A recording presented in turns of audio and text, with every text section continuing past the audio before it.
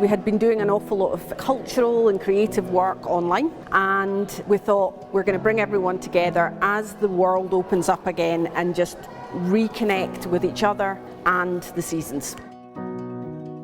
So we designed a project to run for 9 months around summer, winter and spring. And the work that they produced was remarkable, and the number of people that started with it and went all the way through to the end, we were really impressed. It's a testament to the artists that worked on it. It was a big deal.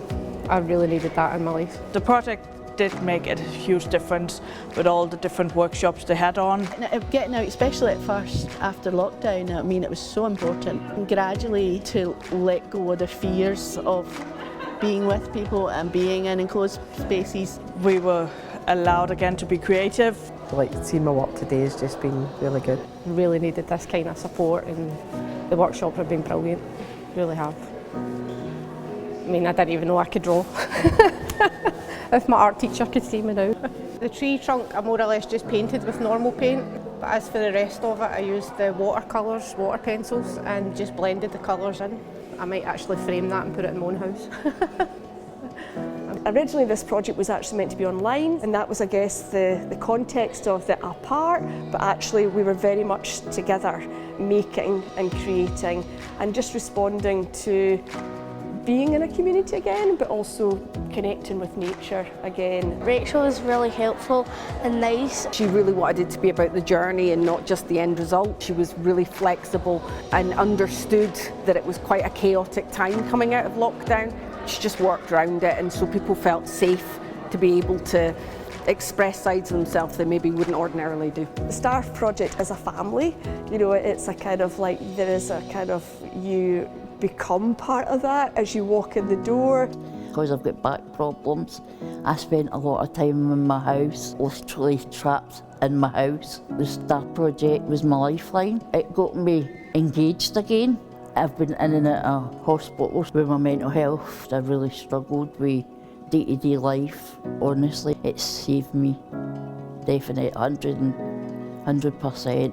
I do suffer a lot with anxiety, and I had depression as well that was coming on, and having all that workshop stuff and giving myself something to do, something that I enjoyed, it did help quite a lot. And everybody's been commenting today that's been in about my work on the wall, and like, do you do art? And I'm like, no.